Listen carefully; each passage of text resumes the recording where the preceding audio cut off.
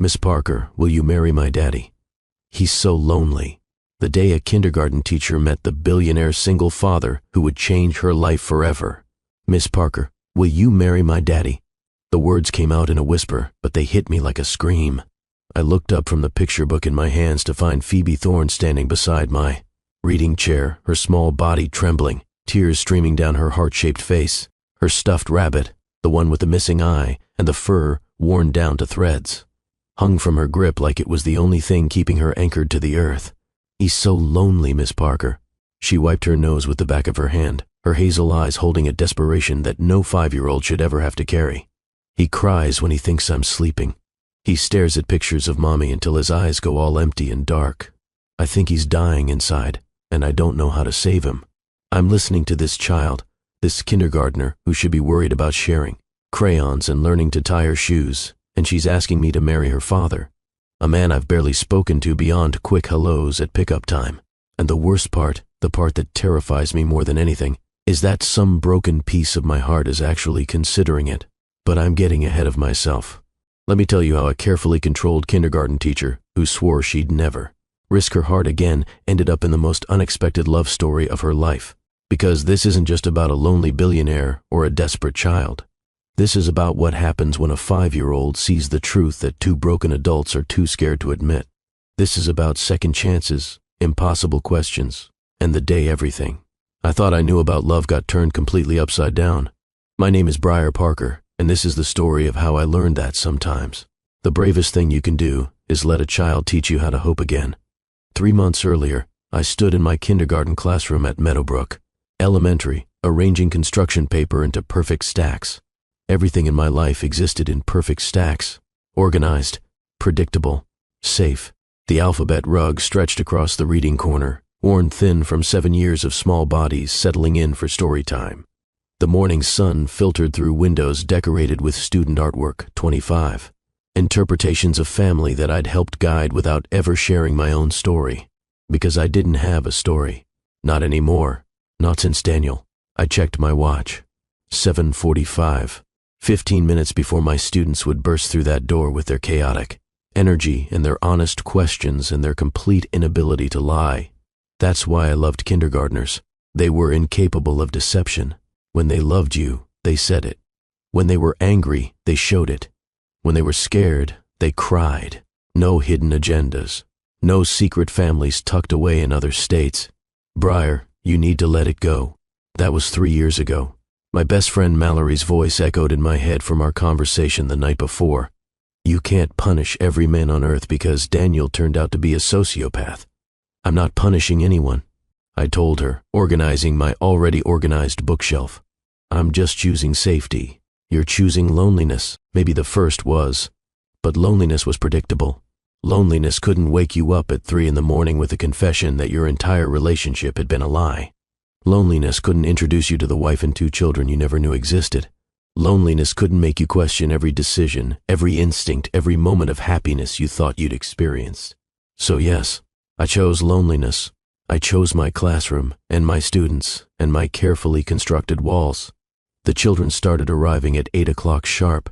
Madison Cooper bounced in first, her blonde pigtails swinging as she announced that her cat had thrown up on her dad's shoes. Tommy Richards followed, proudly displaying a loose tooth that was hanging by what appeared to be sheer determination. Rosie Chen showed off her new light-up sneakers. Marcus Webb wanted everyone to know he'd eaten pancakes for breakfast. And then Phoebe Thorne walked in, holding her father's hand. I'd noticed Phoebe from the first day of school.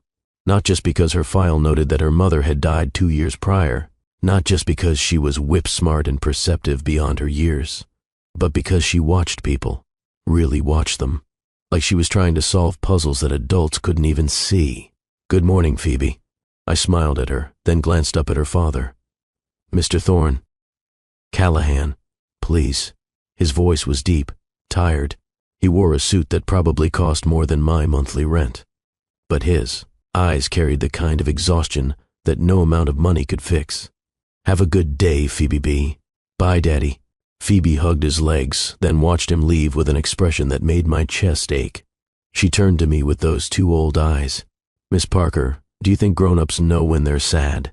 I knelt down to her level. What do you mean, sweetheart? Like sometimes I think my daddy doesn't know how sad he is. She clutched her rabbit tighter. He smiles at me, but his eyes don't smile. They stay sad even when his mouth is happy. I felt something crack in my carefully constructed walls. Sometimes grown-ups are very good at hiding how they feel, I said carefully, even from themselves. Phoebe nodded like I'd just confirmed something she'd suspected. That's what I thought too. The morning passed in the usual rhythm of kindergarten chaos. We practiced writing letters. We counted manipulatives. We sang songs about days of the week and months of the year, but I kept noticing Phoebe watching me. Not in a creepy way, but with a focused intensity that made me self-conscious. During art time, while the other children painted enthusiastic representations of their pets, Phoebe created something different. A careful, detailed picture of 3 figures, one tall with dark hair, one smaller with a yellow dress, and one medium-sized with brown hair pulled back. "That's beautiful, Phoebe," I said, admiring her work. "Tell me about it." "That's my daddy." She pointed to the tall figure. "That's me."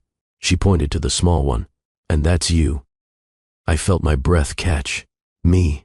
You look pretty in yellow," Phoebe said matter-of-factly. "And you're good at making people feel better when they're sad. Like last week when Marcus fell and scraped his knee, and you didn't just put a Band-Aid on it. You told him that brave people still cry sometimes, and that made him feel okay about crying." I remember that. My mommy used to say stuff like that. Phoebe's voice got quiet. Before she died, she was really good at knowing what people needed to hear. "Your mommy sounds like she was a very special person." She was. Phoebe looked up at me with those penetrating eyes. She told me before she died that I had to take care of Daddy, that I had to make sure he didn't stay sad forever. She said he deserved to love someone again. The words hung in the air between us. Around us, children chattered and laughed and created their messy masterpieces. But in our small bubble, something significant was shifting. "That's a big responsibility for a little girl," I said gently. "I know." Phoebe went back to adding details to her painting. "That's why I've been looking for someone who could help." The rest of the day, her words echoed in my mind. By the time quiet reading time arrived at 2:30, I'd almost convinced myself I'd imagined the weight of that conversation. That's when Phoebe approached me with her impossible question. "Miss Parker, will you marry my daddy? He's so lonely." I set down the copy of The Very Hungry Caterpillar I'd been reading to a group of students. The other children were scattered around the room, absorbed in their books or playing quietly in learning centers. Phoebe stood in front of me, her whole body shaking with the courage it had taken to ask. "Phoebe, honey." I kept my voice gentle. "Marriage isn't something we can arrange for other people. Your daddy has to fall in love on his own." "But he won't." Her voice cracked. "All the ladies at his work try to talk to him. The lady at the coffee shop gives him free cookies every morning. Mrs. Henderson from our building brings him dinner twice a week. But he doesn't see any of them. He just says thank you in his polite voice and goes back to being sad." I glanced around to make sure the other children weren't listening. "Why me, Phoebe?" "There are lots of nice women in the world. Because you're different." She said it with such certainty. "I've been watching you, Miss Parker. You're kind even when you're tired. You notice when people are sad, and you know how to make them feel better, without making them feel embarrassed about being sad in the first place." She took a step closer. "And you're lonely too. I can tell. You smile at us kids all the time. A real smile. But when parents come to pick us up, and they're talking to each other about their husbands and wives, you get this look, like you're remembering something that makes you sad." I felt tears prick my eyes. This child saw too much. My mommy used to smell like vanilla and cinnamon. Phoebe continued. "And you smell like that too. And our house used to smell like that before Mommy died, and now it just smells like cleaning stuff and sadness." She looked at me with desperate hope. "I think if Daddy met you, really met you, he might remember what it feels like to not be sad." "Sweetheart, I'm your teacher. There are rules about—" "I know about rules," Phoebe interrupted. "But Mommy said that some rules are about protecting people, and some rules are just about people being scared of what's different. She said the important thing is to know which kind of rule you're following." Before I could respond, the classroom door opened and Callahan Thorne walked in. I'd seen him dozens of times during the first months of school. Brief glimpses, quick exchanges, hurried signatures on permission slips, but I'd never really looked at him. I deliberately avoided looking too closely at any of the single fathers in my class because looking led to wondering. And wondering led to hoping, and hoping led to the kind of devastation I'd sworn never to experience again. Now, caught off guard by Phoebe's confession, I saw him clearly. He was tall, easily over 6 feet, with dark hair that looked like he'd been running his hands through it all day. His suit was charcoal gray, perfectly tailored to his broad shoulders. But it was his eyes that stopped me. Storm gray, exhausted, carrying a depth of sadness that matched exactly what Phoebe had described. And something else, something that suggested he'd once been happy, that he knew what joy felt like, which somehow made the grief more devastating. Phoebe B. His whole face transformed when he saw his daughter. His voice softened, the weariness lifting slightly. "Ready to go, sweetheart?" "Daddy." Phoebe grabbed his hand, then grabbed mine with her other hand. "Daddy, this is Miss Parker. I know you know who she is, but really, this is Miss Parker. She's the best teacher in the whole entire world." Callahan's eyes met mine, and I felt something electric pass between us. Recognition, perhaps, or just the shared understanding of two people carrying grief they thought no one else could see. "Mr. Thorne," I managed, extending my hand. "Callahan, please." His grip was firm and warm, lasting just a fraction longer than necessary. "And thank you. Phoebe talks about you constantly. Miss Parker said this. Miss Parker did that. You've clearly made quite an impression. Your daughter is exceptional," I said honestly, looking down at Phoebe, who was beaming like she'd just orchestrated something brilliant. "She's kind, creative, and remarkably perceptive for her age. She gets that from her mother," Callahan said quietly, and I saw the flash of pain cross his face before he could mask it. The practiced grief of someone who'd learned to function while broken. "Daddy." Phoebe's voice took on a tone of manufactured innocence that would have been comical if it weren't so transparent. "Miss Parker doesn't have any dinner plans tonight. I asked her earlier." My eyes widened. "Phoebe, and you said we could get pizza tonight, remember?" Phoebe continued, ignoring my protest. "And pizza is always better with friends, right? That's what you always tell me." Callahan looked mortified. "Phoebe, Miss Parker is your teacher. She has her own life and her own plans. You can't just—" Actually, the word came out of my mouth before my brain could stop it. "Pizza sounds lovely." Both Thorns stared at me. Callahan with surprise, Phoebe with triumphant joy. "If you're sure," Callahan said carefully. I don't want you to feel obligated. My daughter is apparently operating under the delusion that she can arrange other people's social calendars." "I'm sure," I said, and I was surprised to find that I meant it. Something about this man's obvious discomfort, about Phoebe's desperate hope, about the whole impossible situation made me want to say yes. Made me want to be brave for the first time in 3 years. Phoebe squeezed both our hands. "This is going to be the best dinner ever." 20 minutes later, I was following a Tesla in my beat-up Honda Civic, questioning every decision that had led me to this moment. "What are you doing, Briar?" I asked myself out loud. "You don't do this. You don't have dinner with parents. You don't blur boundaries. You definitely don't respond to matchmaking attempts by kindergartners." But something in Phoebe's desperation had cracked through my defenses. And something in Callahan's eyes, that recognition of shared grief, had made me want to take a risk. The pizzeria was family-owned, tucked into a neighborhood corner I'd driven past 100 times but never visited. Inside, it was warm and loud, filled with the sounds of laughter and conversation, and a crackling wood-fire oven. Red-checkered tablecloths covered mismatched tables. The smell of garlic and tomato sauce and fresh basil filled the air, nothing like the sterile, upscale restaurants Daniel had preferred, where conversations were conducted in whispers and genuine laughter was considered gauche. "This is perfect," I said as we settled into a worn wooden booth. Phoebe immediately scooted to sit between us.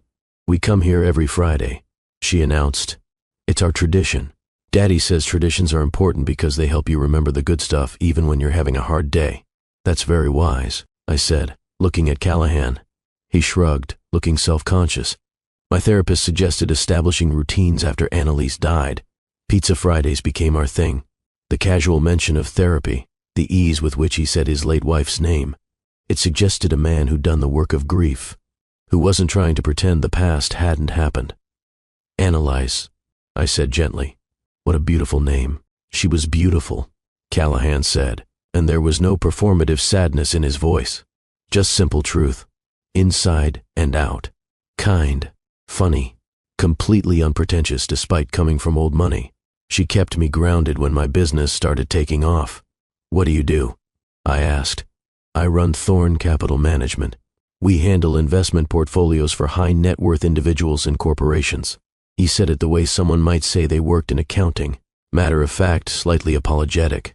It's boring stuff really. Numbers and projections and risk assessments. Nothing as important as shaping young minds. "Daddy has so much money," Phoebe announced with the brutal honesty of a 5-year-old. "But he says money can't buy happiness, and I think he's right because we have lots of money and he's still sad." The silence that followed was deafening. I watched Callahan's face go pale, watched him struggle with how to respond to his daughter's devastating observation. "Phoebe," I said gently, reaching across to touch her hand. "Sometimes grown-ups feel sad because they miss someone they love very much. That's a different kind of sadness. It's not about money or things. It's about love." "I know," Phoebe said matter-of-factly. "Daddy misses Mommy. I miss her too.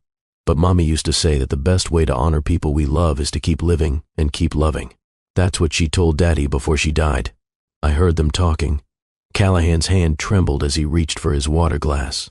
"I didn't know you. I didn't realize you remembered that conversation." "I remember lots of things," Phoebe said. "I remember Mommy smelled like vanilla. I remember she used to sing off-key in the kitchen and you'd laugh and tell her. She sounded like a cat stuck in a drain pipe, and she'd throw dish towels at you. I remember she had a really big laugh that came from her belly. I remember she told you it was okay to love someone new someday, that she wanted you to be happy." A single tear slid down Callahan's cheek. He wiped it away quickly, but not before I saw it. Saw the grief, yes, but also something else. Relief, perhaps, that his daughter's memories of her mother weren't fading.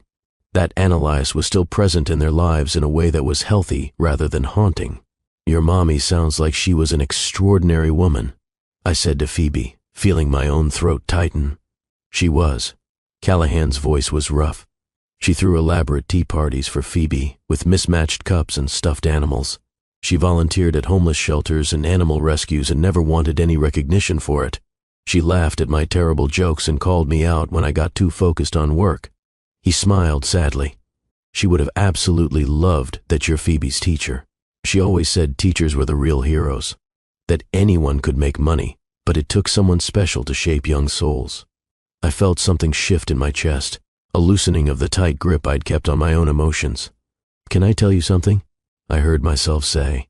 Both Thorns looked at me with identical expressions of curiosity. I was engaged once. The words came out easier than I expected. 3 years ago. We'd been together for 4 years, and I thought I knew him completely. Thought we wanted the same things. Marriage, children, a quiet life, building something meaningful together. "What happened?" Phoebe asked, her eyes wide. "I found out he was already married," I said simply. "He had an entire other family 2 states away. A wife, 2 kids, a house in the suburbs with a white picket fence. I paused, still feeling the echo of that humiliation. I don't even know what I was. An escape, maybe. A diversion. A stupid, naive woman who believed every lie he told." Callahan's expression had gone dark. "That's unconscionable. It broke something in me," I admitted, surprised by how good it felt to say it out loud. Not just my trust in him, but my trust in myself. I'd been so certain, so confident that I knew him, that what we had was real. When it all fell apart, I realized I'd been living in a complete fantasy. Every memory I had was contaminated by his deception. I looked at Phoebe. That's why I became a kindergarten teacher. I could love and nurture and pour myself into my students without risking my heart again. Children don't have hidden agendas. They can't betray you the way adults can. "That's so sad," Phoebe said, reaching for my hand. "You deserve to be loved for real, Miss Parker. Not fake loved by a lying liar." Despite the heaviness of the conversation, I laughed. "Lying liar is exactly right, Phoebe." "So, you've been alone since then?" Callahan asked carefully. "By choice?" "By necessity," I corrected. "I'm not brave enough to risk it again." Callahan was quiet for a long moment, his gray eyes studying me with an intensity that made my skin warm. "I think you're braver than you know," he said finally. "You show up every day for 25 kindergartners, including my emotionally perceptive daughter who apparently has no boundaries when it comes to personal questions. You pour yourself into other people's children.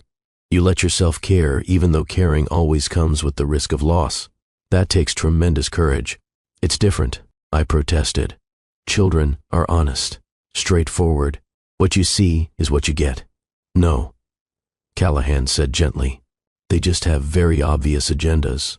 He glanced at Phoebe with wry affection. Unlike adults, who hide their agendas behind social niceties and carefully constructed lies.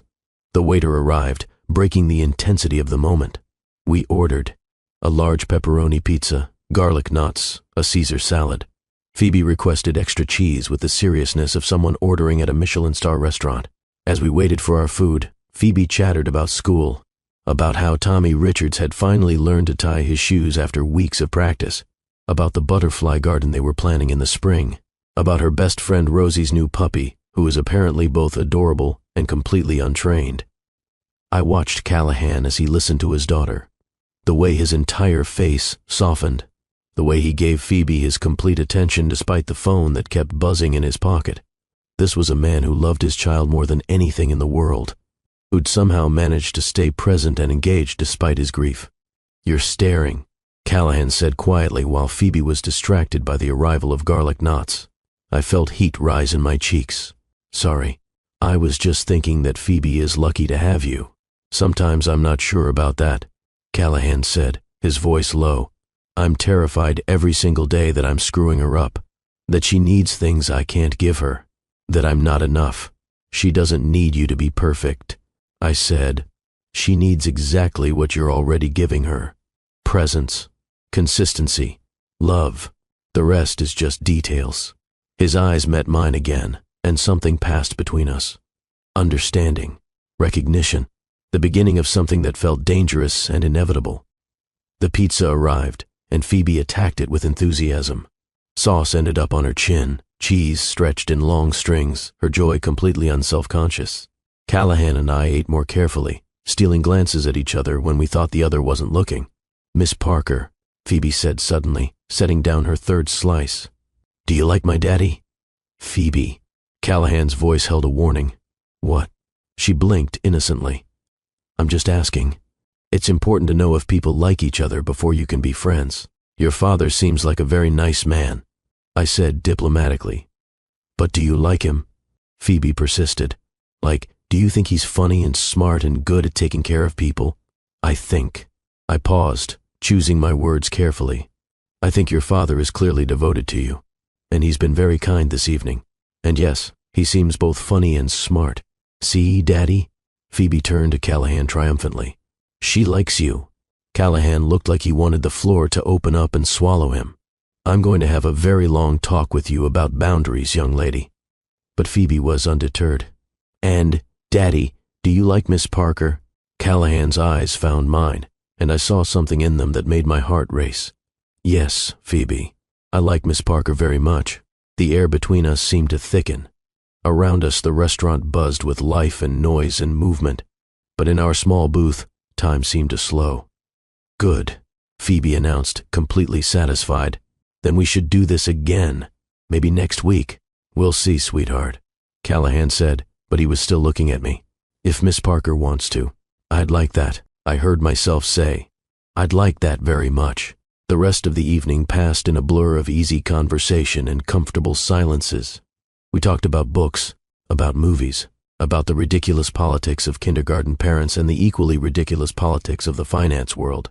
Callahan was easy to talk to, intelligent without being condescending, successful without being arrogant, grieving without being bitter, and Phoebe watched us both with the satisfied expression of someone who'd just successfully completed a difficult mission.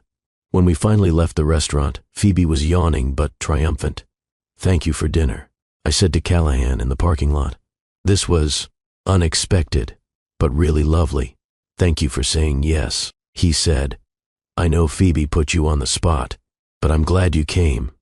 Me too, Miss Parker. Phoebe's sleepy voice called from where Callahan had buckled her into her car seat. Will you come have dinner with us again? Please? I looked at Callahan, who was watching me with an expression I couldn't quite read. Hope, maybe. Interest. Fear. I'd like that. If your daddy wants to. I want to, Callahan said immediately. then seemed to catch himself. I mean, Phoebe would love it, and I would too. As I drove home in my beat-up Honda, following the taillights of Callahan's Tesla until our paths diverged, I realized I was smiling, really smiling, the kind that reached my eyes and made my cheeks hurt, the kind I hadn't experienced in 3 years. I was terrified. I was hopeful. I was, perhaps, ready to be brave again. Over the next 6 weeks, I found myself woven into the fabric of the Thorne household in ways that should have terrified me, but somehow felt inevitable. It started innocently enough. Callahan began arriving at pickup time a few minutes early. Instead of the rushed exchanges we'd had before, he lingered, asked about Phoebe's day, commented on the artwork displayed in the classroom, recommended a mystery novel when he noticed the Sue Grafton book on my desk. "Have you read Michael Connelly?" he asked one afternoon while Phoebe gathered her things. "The Harry Bosch series? I loved those," I said, surprised. I thought I was the only person under 60 who still read detective novels. "There are dozens of us," he said with a grin that transformed his entire face. Dozens. The conversations stretched longer each day. Other parents started giving us knowing looks. Melissa Cooper, Madison's mother, actually winked at me one afternoon. Jennifer Richards made a comment about how nice it was to see me connecting with parents. Principal Hendricks walked past my classroom one day during an extended conversation with Callahan and raised her eyebrows significantly. "I should probably go," Callahan would say reluctantly each day. "Let you get back to your planning." But the next day, he'd arrive even earlier. We discovered shared loves, classic films, jazz music, breakfast for dinner, long walks in the rain. We'd both been to Prague, though years apart. We both thought cilantro tasted like soap. We both believed that dogs were better than cats, though we'd both owned cats growing up. Phoebe watched these interactions with barely concealed delight. "You're really good at talking to my daddy," she told me one afternoon while working on a painting. "He smiles more now, real smiles that reach his eyes." "We're just friends, sweetie," I said carefully. "That's how it starts," Phoebe said with the wisdom of someone far beyond her 5 years. Mommy always said friendship was the best foundation for love. The emergency call came at 11:47 on a Thursday night. I'd given Callahan my personal number after Phoebe had a minor playground accident, scraped knee, more scared than hurt. "For emergencies only," I'd said. This was the first time he'd used it. "Briar, I'm so sorry to call so late." His voice was strained, threaded with panic. "It's Phoebe. She's been throwing up for the past hour, fever of 102, and I can't get it down. I don't know if I should take her to the emergency room, or if this is normal sick or emergency sick, and I'm coming over," I said, already grabbing my keys. "You don't have to. I'm coming over," I repeated firmly. "Text me your address." The Thorne penthouse was in the luxury building downtown, the one with the doorman, and the marble lobby and the elevator that required a key card for the upper floors. The doorman called up to confirm my arrival, then directed me to the private elevator. I'd known Callahan was wealthy. The Tesla, the expensive suits, the casual mention of investment portfolios. But knowing and seeing were different things.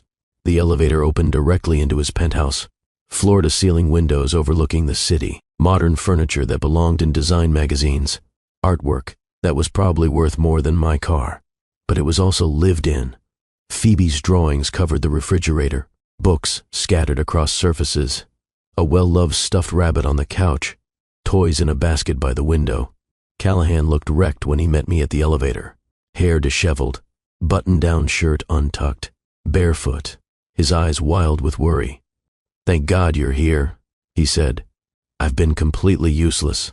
I keep thinking about how Annalise would know exactly what to do, and Hey," I touched his arm gently. "You're doing great. Let me take a look at her." Phoebe's bedroom was perfect for a 5-year-old.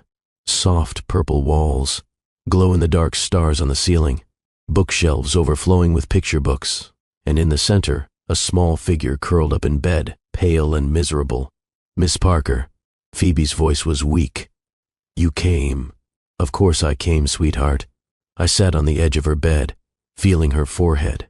She was definitely warm, but not dangerously so. "How are you feeling?" "My tummy hurts, and my head, and everything feels yucky." "I bet it does," I said gently. But I think I know what this is. 3 kids in our class went home with the stomach flu this week. It's awful, but it's not dangerous. You just need rest and lots of water, and someone to help you feel safe while you're feeling terrible.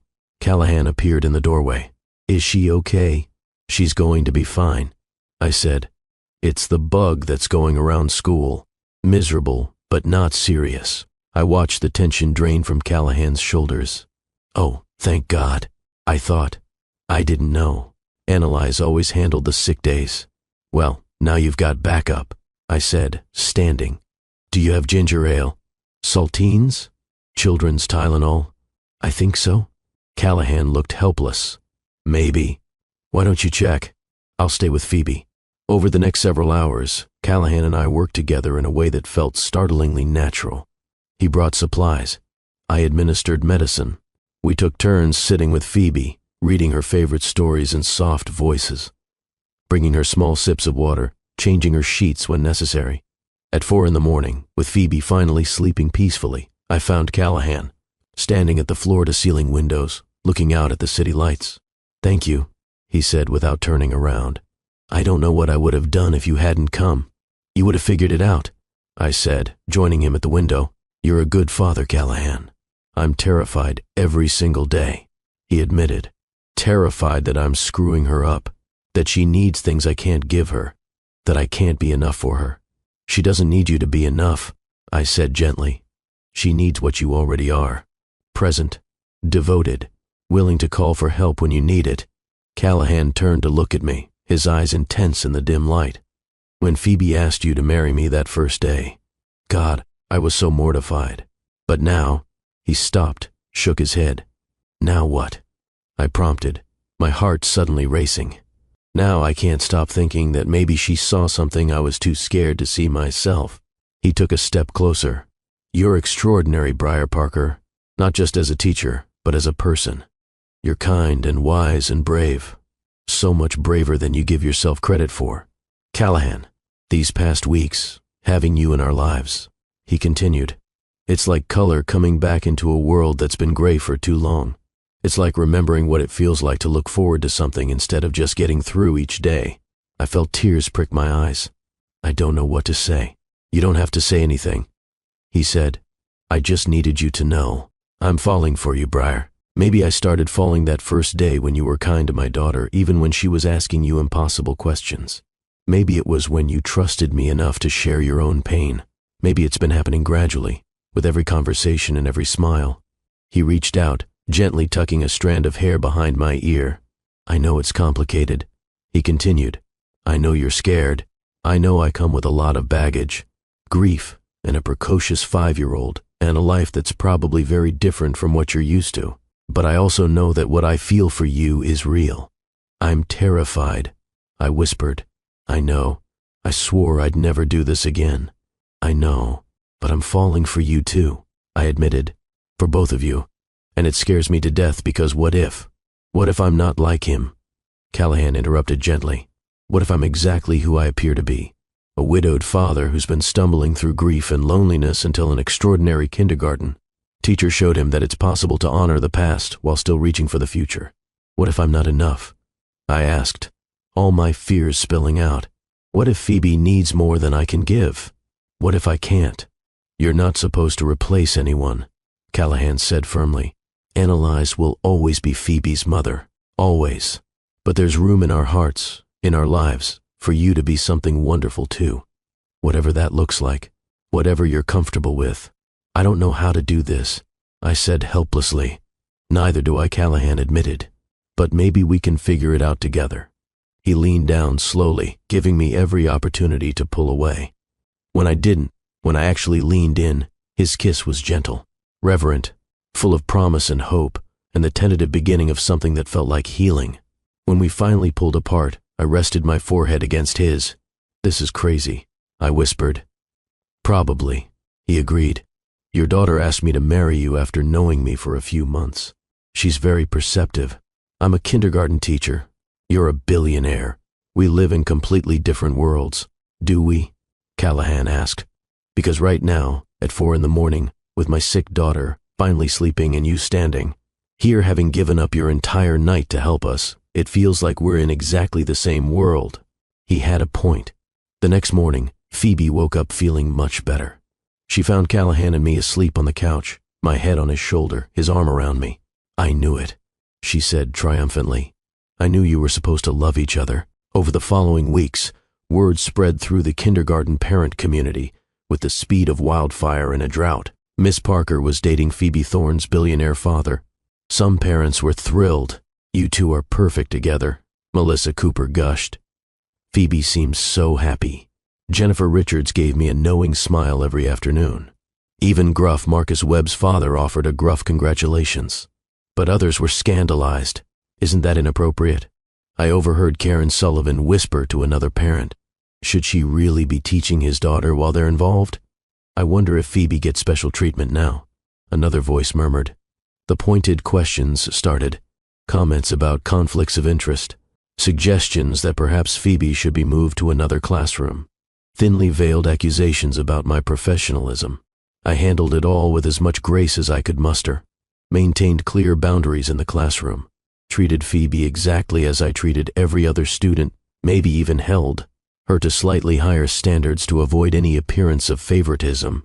Principal Hendricks called me in for a meeting. "Breyer," she folded her hands on her desk, "I need to discuss the optics of your relationship with Mr. Thorne." I felt my stomach drop. "Am I in trouble?" "Not at all," she said quickly. "But we do need to address the concerns some parents have raised. Questions about appropriateness, conflicts of interest, whether Phoebe should remain in your classroom." I maintained professional boundaries. I said firmly, "I've never given Phoebe preferential treatment. If anything, I'm harder on her to avoid any appearance of favoritism." "I know that," Hendricks said, "and I've observed your classroom. I see no evidence of inappropriate behavior. But perception matters, Breyer. So what are you saying?" "I'm saying that as long as you continue to maintain those boundaries, your personal life is your own business." She smiled. "For what it's worth, I think it's wonderful. That child has been through so much. If she's found a way to build a new family, who are we to judge?" The relief was overwhelming. "Thank you. Just keep doing what you're doing," Hendricks said, "and ignore the gossips. They'll find something new to talk about soon enough." Phoebe naturally was thrilled to the point of combustion. "I knew it," she announced to anyone who would listen during sharing time. "I told Miss Parker to marry my daddy, and now they're in love. I'm very good at knowing things." Tommy Richards raised his hand. "My mom says you shouldn't brag." "I'm not bragging," Phoebe said seriously. "I'm just telling the truth. There's a difference, but it wasn't all smooth sailing." 3 months into our relationship, Callahan invited me to attend a charity gala with him. "Some finance industry thing," he'd said. "Boring speeches and overpriced wine, but it would mean a lot if you'd come with me."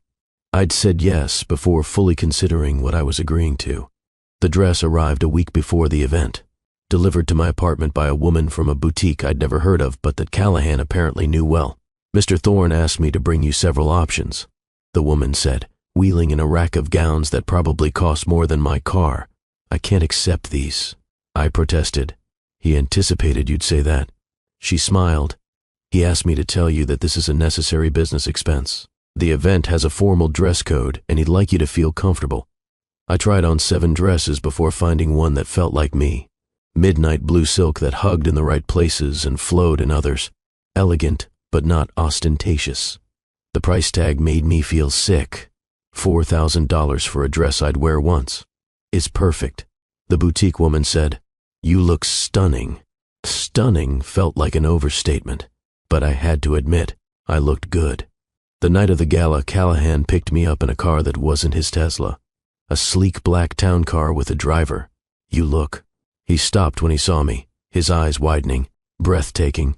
You look absolutely breathtaking. You clean up pretty well yourself," I said, taking in his tuxedo. Custom tailored, obviously, making him look like he'd stepped out of a magazine. The gala was held at the Natural History Museum. We arrived to valet parking in a red carpet, actual photographers, people, in gowns and tuxedos that probably cost more than my annual salary. I felt immediately out of my depth. Inside, the museum had been transformed. The dinosaur hall was filled with round tables draped in white linens. Crystal chandeliers hung from the ceiling. A string quartet played in one corner. Waiters circulated with champagne and hors d'oeuvres that were more art than food. Callahan, there you are. A silver-haired man in an expensive tux approached us. We've been waiting for you to arrive, Richard. Callahan shook his hand. This is Briar Parker. Briar, Richard Morrison, CEO of Morrison Financial. Pleasure. Richard's eyes assessed me quickly. What do you do, Briar? I'm a kindergarten teacher, I said, lifting my chin slightly. How nice. Richard's tone suggested it was anything but. Callahan, we need to discuss the Henderson account. And just like that, I was invisible. Over the next hour, I was introduced to dozens of people. Executives and entrepreneurs and old money socialites. I smiled and made polite conversation and tried not to feel completely out of place. But the truth was, I didn't belong here. These people discussed vacation homes in Aspen and yachts in the Mediterranean, and charity boards like they were discussing the weather. They dropped names of designers and restaurants and exclusive clubs. They spoke a language I didn't understand, built on wealth and privilege and a life I'd never lived. Callahan stayed close, introducing me proudly. This is Briar, the most important person in my life. But he kept getting pulled into conversations about markets and portfolios and business dealings I couldn't follow. I found myself standing alone near the champagne fountain, nursing a glass of wine that probably cost more than my monthly grocery budget. That's when I heard them, 2 women in designer gowns, dripping with diamonds, their voices carrying just far enough. Did you see Callahan Thorne's new girlfriend? The first woman said, the kindergarten teacher? How quaint. The second woman laughed. I'm sure it's just a phase. Slumming, you know. Men do that sometimes. He needs someone who understands his world. The first woman continued, someone sophisticated enough to handle the social obligations. Someone who can hold a conversation about more than finger painting and nap time. Poor thing probably thinks he's serious about her, the second woman said, her tone dripping with false sympathy. But men like Callahan Thorne don't end up with elementary school teachers. They marry within their class. It's just how things work. Give it 6 months. The first woman predicted, he'll realize what he actually needs. Someone like Victoria Ashford. Did you see her here tonight? Now that's the kind of woman who belongs with someone like Callahan. I felt like I'd been punched in the stomach. Every insecurity I'd buried came rushing back. Daniel's voice in my head. You're so naive, Briar. You actually thought someone like me would choose a life like yours? You're a placeholder, sweetheart. A distraction until I go back to my real life. The room suddenly felt too hot, too small, too full of people who knew I didn't belong. I set down my champagne glass with shaking hands and walked quickly toward the bathroom. The ladies' room was all marble and gold fixtures and fresh flowers. I locked myself in a stall and tried to breathe through the panic attack. You don't belong here. He's going to realize you're not enough. This is just like Daniel all over again. You're fooling yourself. The thoughts spiraled, each one worse than the last. By the time I managed to get myself under control enough to leave the stall, my mascara was running and my hands were shaking. I tried to fix my makeup, tried to pull myself together, but my reflection in the mirror showed the truth. A kindergarten teacher playing dress-up in a world where she'd never fit. I slid down to sit on the floor, not caring that my $4,000 dress was getting dirty. The panic was too overwhelming, the fear too consuming. That's where Callahan found me 10 minutes later. Briar. His voice was panicked. He was on his knees immediately. What happened? Are you hurt? Did someone? I don't belong here. The words came out choked. Those women are right. I'm a kindergarten teacher. I drive a 10-year-old Honda. I rent a 1-bedroom apartment in a building where the heat doesn't always work. I don't know which fork to use at fancy dinners. I can't talk about yacht clubs and summer homes in the Hamptons. This isn't my world. What women? Callahan's voice had gone hard. Who said something to you? It doesn't matter, I said. They're right. Look at this place. Look at these people. I don't fit here, Callahan. And eventually, you're going to realize that you need someone who does. Good, he said fiercely. Because I hate this world. I looked up at him in surprise. These shallow, vapid people who think money equals worth. He continued, his voice passionate. I've been pretending to fit in here for years because it's good for business, playing their games, attending their parties, smiling and nodding while they discuss meaningless garbage. He cupped my face in his hands. But you, Briar, you're real. You're genuine. You care about things that actually matter. Children's education and kindness and making the world better. You're worth 1,000 of these people. But what if they're right? I whispered. What if eventually you realize you need someone who fits better? Someone who... I need you, Callahan interrupted. Not some society princess who sees me as a bank account. Not someone who'll raise Phoebe to value appearances over substance. Not someone who fits into this world that I barely tolerate. He leaned his forehead against mine. I need you, the woman who stayed up all night with my sick daughter, who sees past the money to the person I actually am, who makes me laugh and think and feel alive for the first time in 2 years, who's teaching my daughter what really matters in life. You love me? My voice came out as a squeak. Desperately. Callahan confirmed. Completely. And I'm sorry I haven't said it before. I was trying not to scare you, but clearly that's backfired spectacularly. I love you too, I said through fresh tears. Happy ones this time. Even though you're absurdly wealthy, and I still can't figure out how to work your espresso machine. And sometimes I feel like I'm in a dream that I'm going to wake up from. You're not dreaming. Callahan kissed my forehead, then my nose, then my lips. You're exactly where you're supposed to be. We both are. We left the gala 20 minutes later, ignored the surprised looks from the society people, got in the town car and directed the driver to pick up Phoebe from Mrs. Henderson's apartment. The three of us ended up in our pajamas at midnight, eating ice cream directly from the cartons and watching Tangled for what Phoebe informed me was the 47th time. This is perfect, Phoebe announced, snuggled between us on the couch. This is what family looks like. And she was right. This was what love actually looked like. Not fancy galas and expensive dresses and performing for people who measured worth in dollar signs, but ice cream and animated movies and a 5-year-old falling asleep between two people who adored her. I looked at Callahan over Phoebe's head, saw the same realization in his eyes, the same gratitude, the same wonder that we'd found this despite all our fears and broken places. Thank you, I mouthed. For what? He mouthed back. For seeing me. Always. He promised. 6 months passed like pages turning in a favorite book. Slowly at first, then faster as the story became impossible to put down. The seasons changed. Winter gave way to spring, and spring blossomed into early summer. The classroom transformed with the weather. Paper snowflakes came down from the ceiling, replaced by construction paper flowers. The alphabet rug got a deep cleaning. 25 kindergartners grew taller, smarter, more confident. And I fell deeper in love. It happened in small moments. Callahan bringing me coffee every morning, always perfectly prepared with too much cream and 1 sugar. Phoebe saving her best artwork to hang on my refrigerator instead of hers. The three of us developing our own traditions. Saturday morning farmers market trips. Sunday afternoon movies. Wednesday night tacos because Phoebe had declared it Taco Wednesday and we didn't have the heart to correct her grammar. My apartment slowly accumulated evidence of them. Phoebe's spare clothes in my dresser for unexpected sleepovers. Callahan's reading glasses on my nightstand. A toothbrush that wasn't mine in the bathroom. Their presence woven into the fabric of my carefully constructed life until I couldn't remember what alone had felt like. Mallory noticed the change immediately. You're different, she said one afternoon when we met for coffee. You're lighter somehow, like someone untied weights you'd been carrying. I'm happy, I admitted, terrifyingly, completely happy. Good, she squeezed my hand. You deserve this, Briar. You deserve all of it. But happiness still scared me sometimes. Late at night, when Callahan slept beside me and the city lights painted shadows. Across the ceiling, I'd lie awake and wait for the other shoe to drop. For the reveal that this was all too good to be true. For the moment when he'd realize I wasn't enough. Callahan always knew when I was spiraling.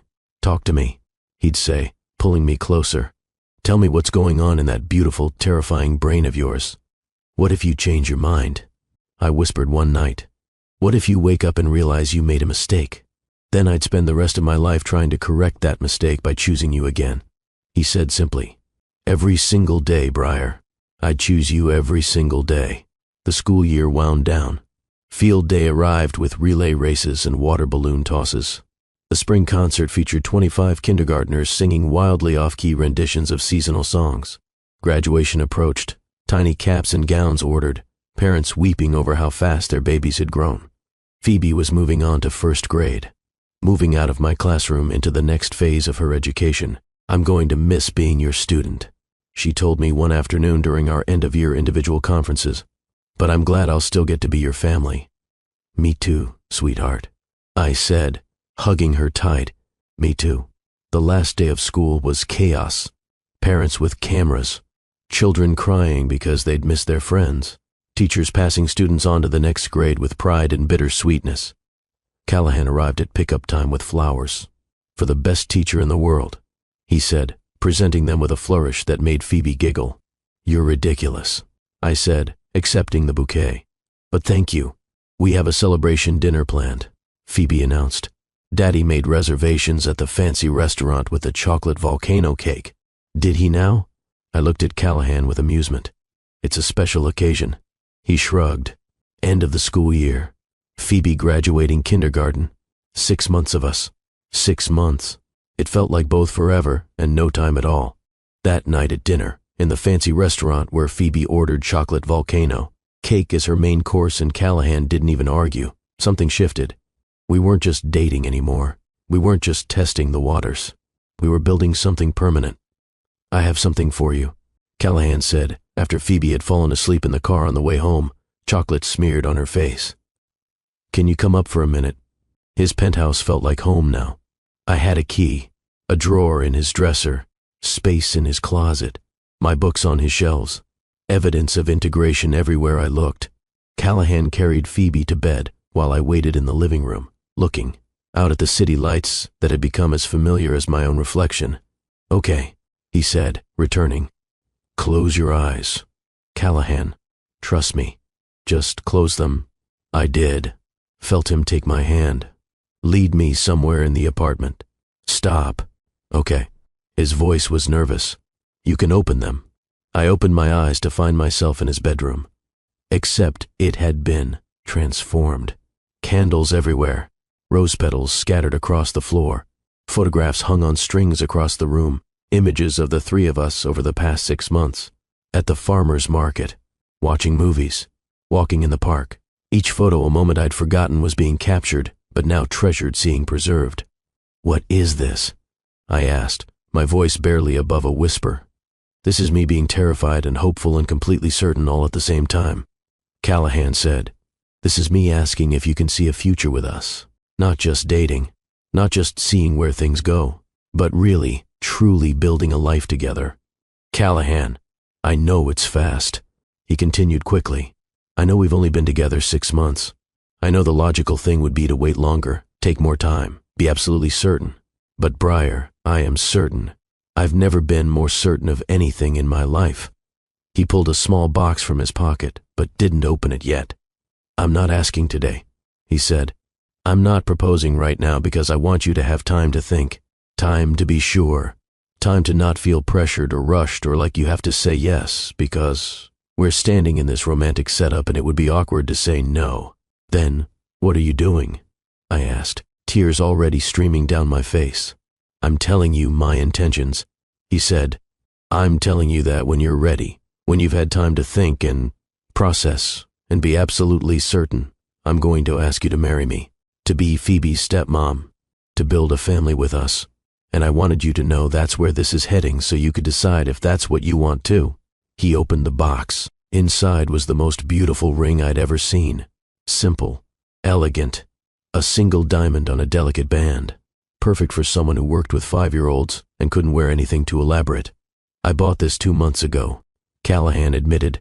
"I've been carrying it around like a talisman, waiting for the right moment. But then I realized there is no perfect moment. There's just us and what we're building, and the question of whether you want to keep building it."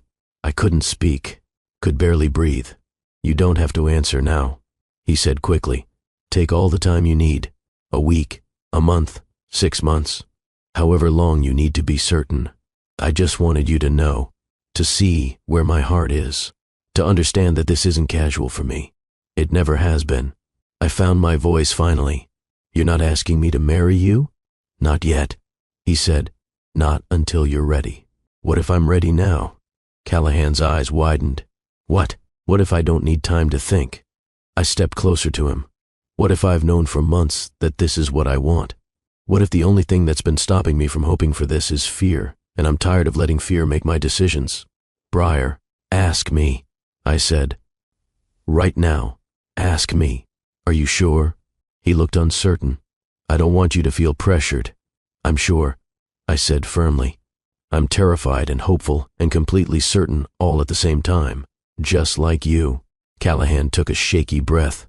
Okay. He dropped to one knee right there among the candles and rose petals and photographs of our life together. Briar Parker, he said, his voice rough with emotion. I love you. I love your kindness and your strength and the way you see the world. I love how you love my daughter like she's your own. I love how you make me want to be better, do better, live better. I love that you challenge me and support me and call me out when I'm being an idiot. I laughed through my tears. Will you marry me? He asked. Will you take a chance on us? Will you let me spend the rest of my life proving that some people are worth the risk? Yes. The word came out before he'd even finished asking. Yes, absolutely yes. He slipped the ring on my finger with shaking hands. Then he stood and kissed me like his life depended on it. Like I was oxygen and he'd been drowning. When we finally pulled apart, we were both crying. I can't believe you said yes, he whispered. I can't believe you asked. I said, I thought you were going to make me wait. I was. He laughed. But then you looked at me with those eyes and I couldn't help myself. We stood there in the candlelight, holding each other, marveling at what we'd just done. Should we tell Phoebe? I asked. In the morning, Callahan said. Tonight, let's just be us. But Phoebe, as it turned out, had other ideas. You asked her? A small voice came from the doorway. We both spun around to find Phoebe standing there in her pajamas, rubbing sleep from her eyes. Phoebe B. Callahan started. You should be asleep. Did she say yes? Phoebe ignored him completely, looking at me with hope blazing in her eyes. I held up my hand, showing her the ring. I said yes.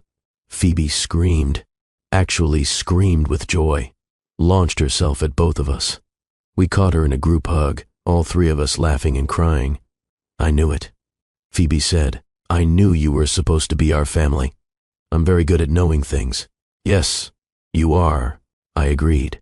You're very, very good at knowing things. We spent the rest of that night on the couch, Phoebe between us, too excited to sleep, planning a wedding with the elaborate vision of a 5-year-old. Can I be the flower girl? She asked. Of course, I said. Can I wear a sparkly dress? Absolutely. Can we have a chocolate cake? We can have anything you want. Callahan assured her. Can we have the wedding in Miss Parker's classroom? Phoebe asked suddenly. Because that's where it all started. That's where I asked you to marry Daddy. Callahan and I looked at each other. You know what? I said, that's actually perfect. That night, holding my new family close, I understood something fundamental. Love wasn't about perfect timing or logical decisions. Love was about choosing bravery over fear, about trusting that some people were worth the risk, about believing that broken pieces could be put back together into something even more beautiful than before. The next 6 months were a whirlwind of wedding planning, family integration, and learning to navigate engagement in the public eye. Mallory screamed when I told her, actually screamed in the middle of a coffee shop, causing several people to spill their drinks. I knew it, she said, grabbing my hand to examine the ring. I knew he was different. I knew you were going to say yes. Were you talking to Phoebe? I asked suspiciously. She said the exact same thing. Great minds.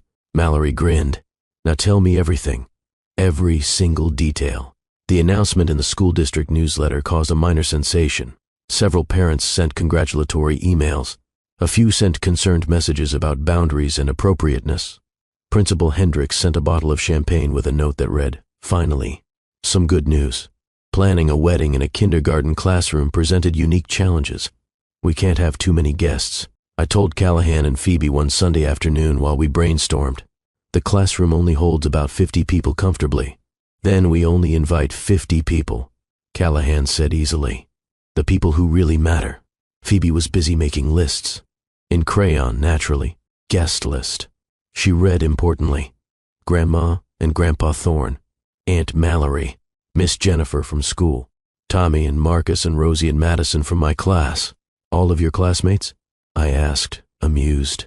They're my friends, Phoebe said seriously. Friends come to weddings. Fair point. Mrs. Henderson from our building, Phoebe continued. She always brings us cookies.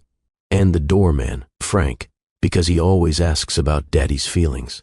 The wedding planning revealed differences in our worlds that we hadn't fully addressed. Callahan's mother called one evening to discuss the guest list. Darling, I've been thinking. Her cultured voice came through the speakerphone. We really should invite the Ashfords and the Morrisons. And the Hendersons, of course. Business relationships matter. Mom, Callahan said patiently. We're having a small wedding. 50 people, maximum. 50 people? His mother's voice rose. Callahan, that's barely enough for family and close friends. What about your business associates? Your college friends? The board members? I don't want a big society wedding, he said firmly. I want something intimate and meaningful. But darling, Mom, his voice was kind but unyielding. This is my wedding, mine and Briar's, and we're doing it our way. There was a long pause. Then more quietly, his mother said, You really love her, more than anything. Another pause. Then, well, she did raise Phoebe's reading level 2 years in 1 school year. That's quite impressive. Callahan laughed. High praise from you, Mom. After he hung up, I looked at him with concern. Are you sure about this? The small wedding, I mean. These are your people, your community. Those people aren't my community, he said, pulling me close. You are. Phoebe is. The friends who showed up when Annalise died, who checked in during the hard years, who genuinely care about us as people, not business contacts. That's my community. Everything else is just networking. Still, I hesitated. I don't want you to regret this years from now. Don't want you to resent me for not fitting into your world. Briar, he turned me to face him fully. I don't want to fit into that world. I never have. I've been performing for business purposes my entire adult life. This wedding, our marriage, our life together. That's not a performance. That's the most real thing I've ever done. The months flew by. Summer turned to fall. Leaves changed colors. The new school year started, and for the first time in 7 years, Phoebe wasn't in my classroom. She was in 1st grade, learning from Mrs. Morrison, thriving. But she still stopped by my classroom every afternoon. Just checking in, she'd say importantly, making sure my kindergarten friends are being good for you. The truth was, she was checking on me, making sure I was still there, still part of their lives, still planning to stay. I'm not going anywhere. I tell her every time. I promise. I moved into the penthouse officially in October, gave up my apartment with its unreliable heat and thin walls, packed up my life into boxes that looked impossibly small compared to the space I was moving into. Callahan tried to help but mostly got in the way. Where do you want these books? He asked, holding up a box. The bookshelf? Which bookshelf? We have 7. That's still weird to me, I admitted. Having 7 bookshelves. You have a lot of books. He pointed out, I wanted to make sure you had space for all of them. This small kindness, the fact that he'd cleared shelf space specifically for my books, it made me cry. Are you okay? He asked, alarmed. You made space for my books, I said. Of course I did. He looked confused. This is your home now. I want you to feel like it's yours. Phoebe adapted to the new arrangement with ease. Now Miss Parker can make us breakfast, she announced the first morning I woke up officially living there. This is perfect. I'm not a great cook, I warned her. That's okay, Phoebe said generously. Daddy burns everything anyway. You can be bad at cooking together. The wedding date approached. December 15th, a winter wedding in a kindergarten classroom. The week before, I woke up at 6:47 in the morning to Phoebe's face approximately 3 inches from mine. Miss Parker, she whispered urgently. Miss Parker, wake up. I groaned, squinting at the clock. Phoebe, it's so early. But it's important. She bounced on the bed. Daddy says we have a surprise. I looked over to find Callahan's side of the bed empty. Where is your dad? Downstairs. Come on. She grabbed my hand and pulled. I need coffee first. Daddy already made coffee. It's in the kitchen. Now come on. I let her pull me out of bed, still in my pajamas, hair probably sticking up in 17 different directions. Callahan was indeed in the kitchen, also in pajamas, holding a travel mug of coffee and looking both nervous and excited. "Good morning," he said, handing me the coffee. "Drink this. You're going to need it." "What's happening?" I asked suspiciously. "We're going somewhere," Phoebe announced. "It's a surprise. I don't like surprises before 7 in the morning. You'll like this one," Callahan promised. "Trust me." 20 minutes later, we were in the Tesla, Phoebe in the back, vibrating with excitement, Callahan driving with a mysterious smile, me in the passenger seat, trying to wake up enough to figure out what was happening. "Are we getting breakfast?" I guessed. "Nope," Phoebe said gleefully. "Are we going shopping for last-minute wedding stuff?" "Nope." "Are you going to tell me?" "Nope." We drove through the city as the sun rose, painting the sky in shades of pink and gold, turned into a neighborhood I recognized, pulled up in front of Meadowbrook Elementary School. "Why are we at the school?" I asked. "You'll see," Callahan said, getting out of the car. Phoebe was already unbuckled and running toward the entrance. Frank, the weekend security guard, waved at us and opened the door. "Mr. Thorne." He nodded. "Everything's ready. Thank you, Frank." Callahan took my hand. "Come on." I let him lead me through the familiar hallways, past the front office, past the library, down the hallway toward my classroom. The door was closed. Callahan stopped in front of it. "Okay," he said. "So, I know the wedding is next week, and I know we're getting married in this classroom, but I wanted to do something special, something just for us." He opened the door. I gasped. The classroom had been completely transformed. Fairy lights hung from the ceiling, creating a canopy of stars. Photographs covered every surface. Pictures of Callahan and Phoebe. Pictures of me with my students. Pictures of the three of us over the past year. The evolution of our family captured in hundreds of moments. The alphabet rug in the reading corner had been decorated with rose petals arranged in a heart shape, and in the center of that heart stood a small table with 2 chairs. "What is this?" I whispered. "This is where it all started," Callahan said softly.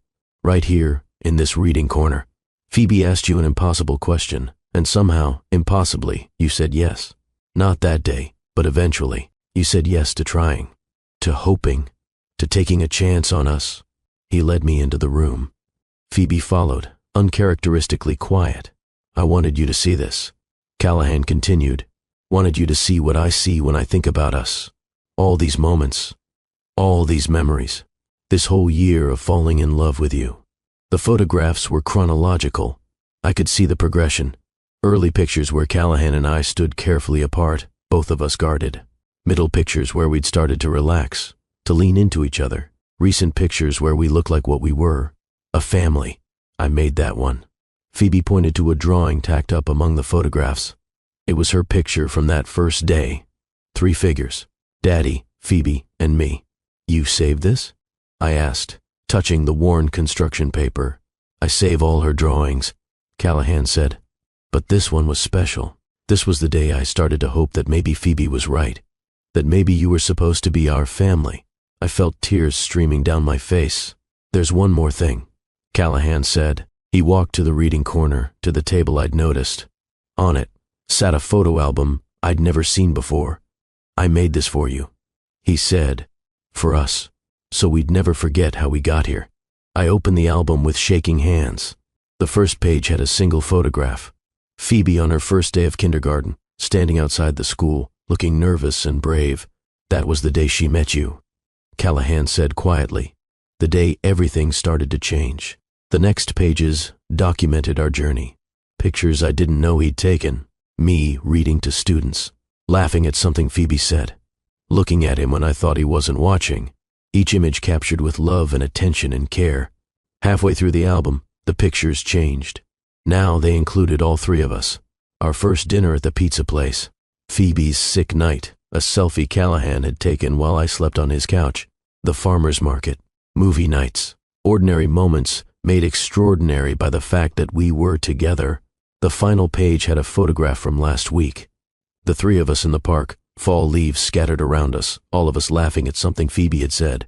We looked happy, complete, like we'd always been meant to be together. Below the photograph in Callahan's neat handwriting were words that made me cry harder. The day a kindergarten teacher met a billionaire single father who would change her life forever. And the 5-year-old who knew before anyone else that they were meant to be a family. Callahan.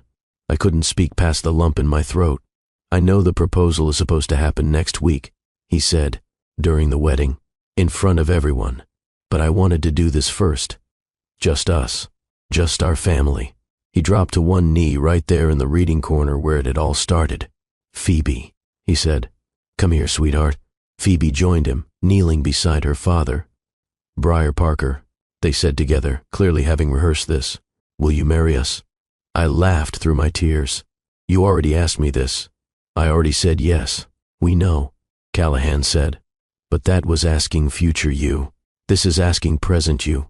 Right now, in this moment, in this place where it all started. Will you marry us? Will you be Phoebe's stepmom and my wife, and part of this family we're building? Phoebe held up a second ring. A smaller, simpler band. This one is from me, she said seriously. Because Daddy's ring is for being married to him. But this one is for being my mom. Well, my stepmom. But really just my mom because I don't remember my other mom very much, and you're the one who's here. My heart broke and healed simultaneously. I dropped to my knees to be level with both of them. Yes, I said. Yes to both rings. Yes to all of it. Yes to being your family. Callahan slipped his ring back on my finger. Phoebe slipped her ring on my other hand. Then we all hugged there in the reading corner, crying and laughing and marveling at how far we'd come. This is where I asked you the first time. Phoebe said, remember? You were reading The Very Hungry Caterpillar. I remember. I said, I thought you were crazy. I wasn't crazy. Phoebe said indignantly, I was right. You were absolutely right. I agreed.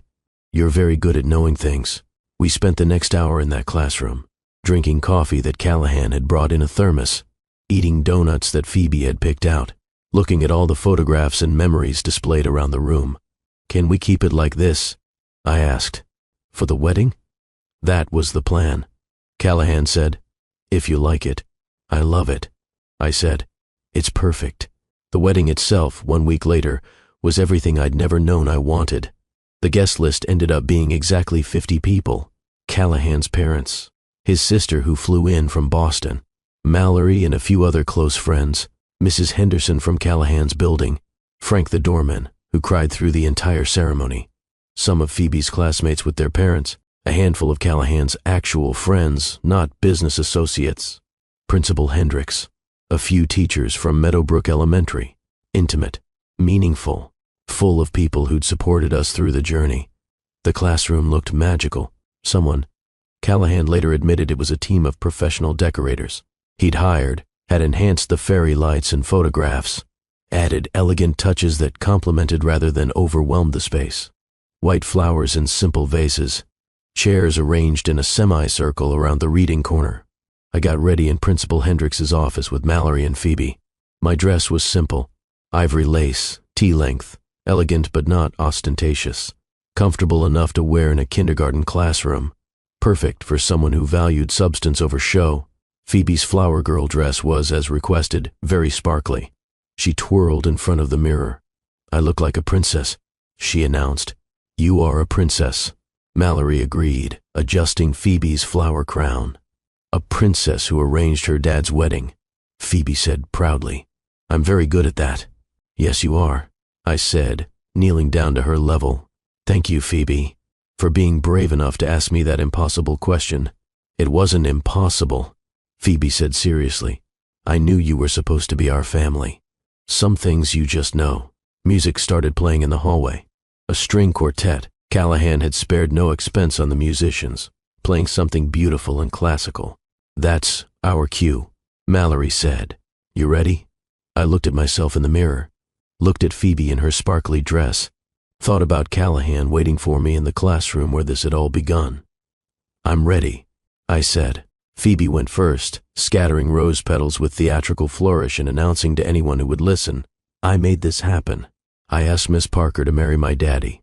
Then it was my turn. I walked down the makeshift aisle, past the alphabet rug where I'd taught hundreds of children their letters, past the art station where creativity bloomed daily, past the science corner where curiosity was encouraged, and there, Standing in the reading corner where Phoebe had first asked her impossible question, stood Callahan. He wore a dark gray suit. Simple, elegant. His eyes were suspiciously bright as he watched me walk toward him. When I reached him, he took both my hands. "Hi," he whispered. "Hi," I whispered back. "You look beautiful. You look pretty good yourself." The officiant, a friend of Callahan's from college, cleared his throat. "We're gathered here today," he began, but I barely heard the traditional words. I was too focused on Callahan, on the way he was looking at me like I was the most precious thing in the world, on Phoebe standing beside us, beaming with pride, on the friends and family surrounding us with love and support. The vows were next. "Briar," Callahan said, his voice steady despite the emotion in his eyes. "A year ago, my daughter asked you an impossible question. She asked you to marry me, to save us from our loneliness. And you could have run. Should have run, probably. But you didn't. A few people laughed. Instead, you stayed. You saw past my grief to the person I was trying to become. You loved my daughter without trying to replace her mother. You taught both of us that it's possible to honor the past while embracing the future. You showed us what it looks like to choose bravery over fear." He squeezed my hands. "I promise to see you, really see you, not just the teacher or the stepmom or the woman who fits into my life, but the complete person you are. I promise to support your dreams even when they don't make logical sense. I promise to always make space for your books." Everyone laughed again. "I promise to choose you every single day, in the big moments and the small ones, when it's easy and when it's hard. I promise to build a life with you based on authenticity, not performance, to value substance over show, to remember that the best moments aren't the expensive ones, but the ones where we're just us." Tears were streaming down my face. "My turn." "Callahan," I said, my voice shaking.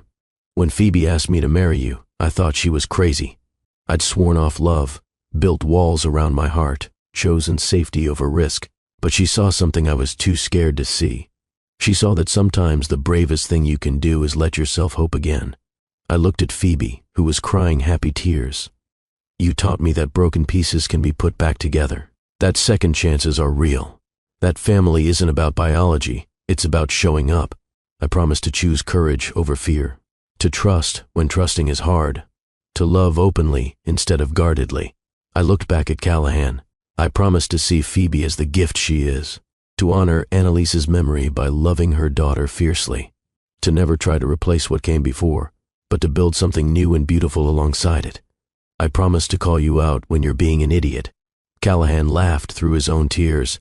"And I promise to remember that love isn't about perfect timing or logical decisions. Love is about choosing each other every single day, in 1,000 small ways. That's what I promise you." The officiant smiled. "Do you have the rings?" Phoebe stepped forward importantly, carrying the ring pillow we'd let her pick out. It was shaped like a rainbow, very on brand for a 5-year-old. Callahan slipped my engagement ring off, replaced it with the wedding band, then put the engagement ring back on. "With this ring," he said, "I choose you." I did the same for him, sliding a simple platinum band onto his finger. "With this ring," I said, "I choose you too, by the power vested in me." The officiant said, "I now pronounce you husband and wife. You may kiss your bride." Callahan pulled me close and kissed me, soft and sweet and full of promise. Around us, our 50 favorite people cheered. Phoebe jumped up and down.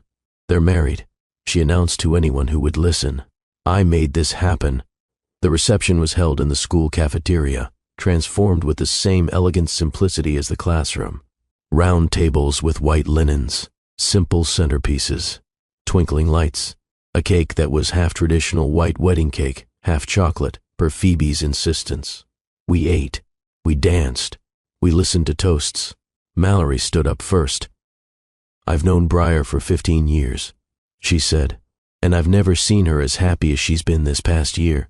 Callahan, Phoebe, thank you for loving my best friend the way she deserves to be loved." Callahan's sister went next. "My brother has been through hell," she said bluntly. "Losing Annalise nearly destroyed him. But watching him rebuild, watching him learn to hope again, watching him find love with Briar, that's been the greatest gift. Then Phoebe asked for the microphone. "I'm 5, she announced, almost 6, and I asked Miss Parker to marry my daddy because he was really sad and she looked like someone who could make him happy.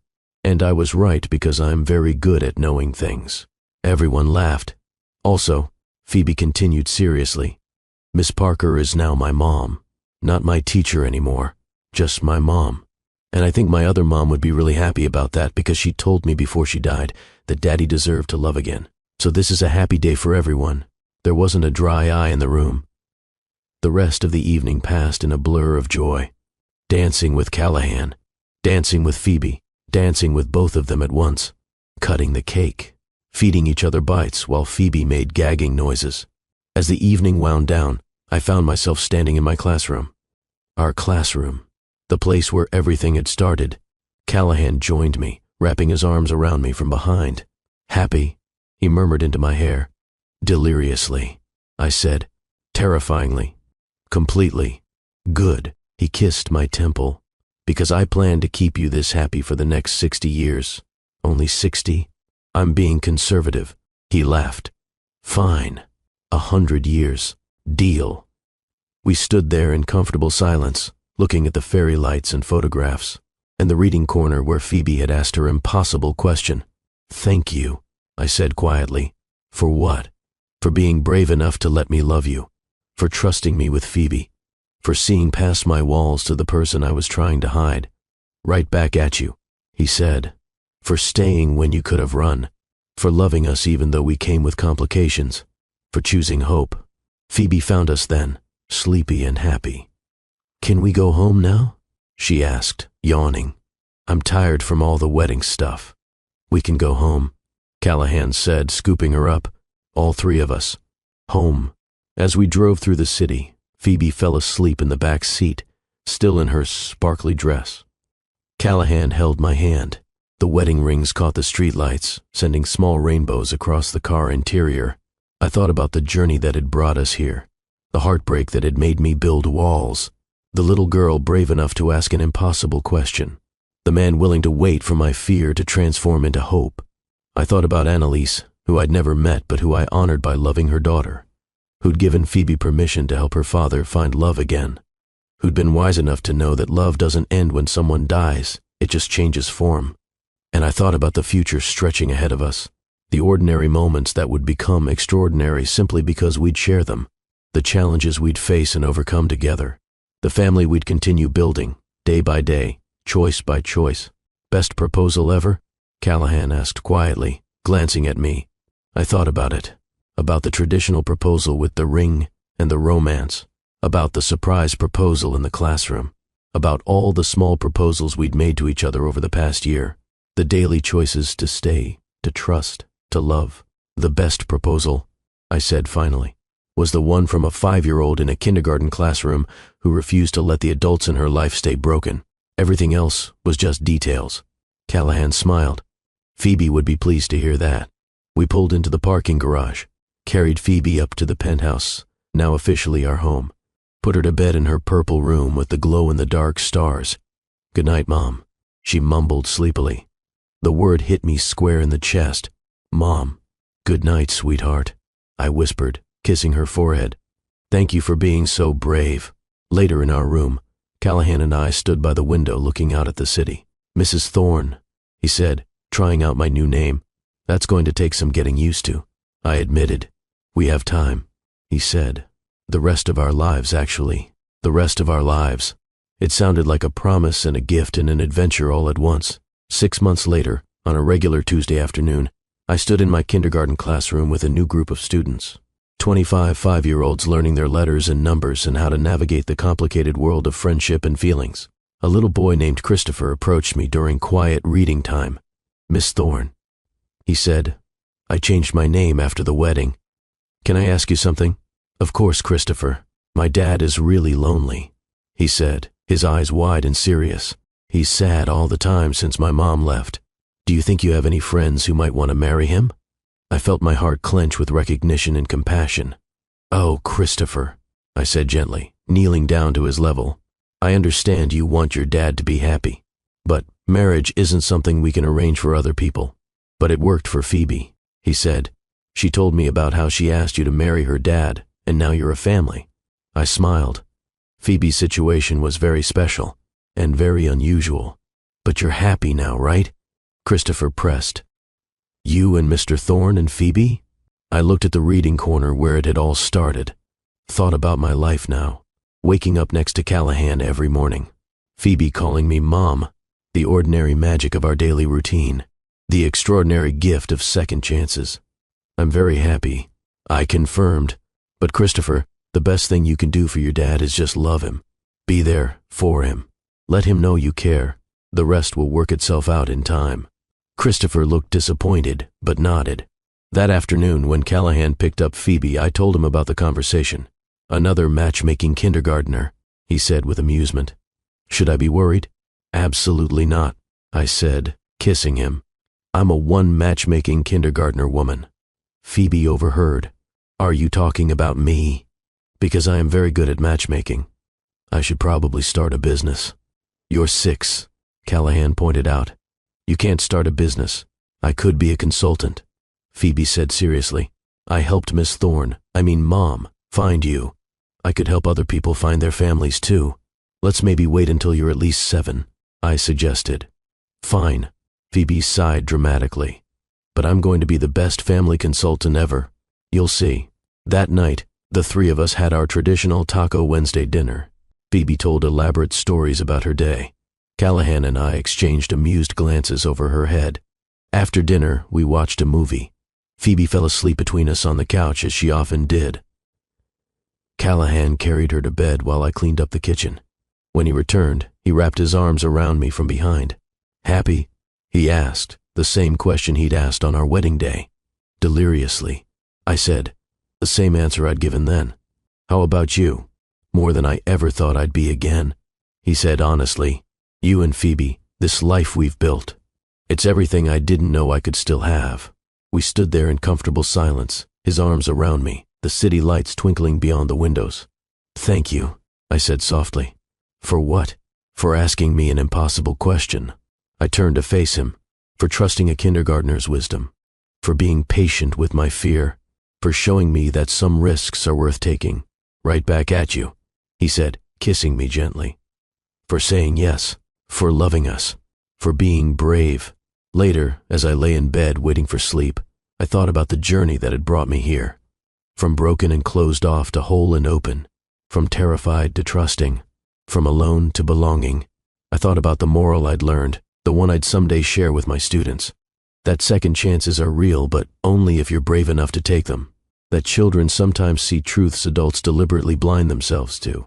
That family is built through daily choices, not just biology. That the best kind of love finds you when you need it most, often delivered by the most unexpected messenger. And I thought about Phoebe, asleep in her room, dreaming her big dreams. The 5-year-old who'd refused to let the adults in her life stay broken. Who'd asked an impossible question and changed everything. Some things. Phoebe had said that very first day. You just know. She'd been right.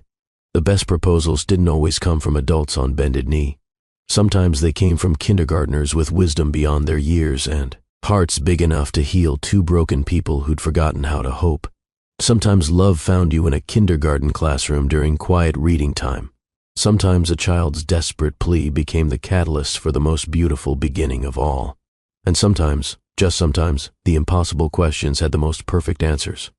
Yes, always yes. To love, to family, to second chances, to hope.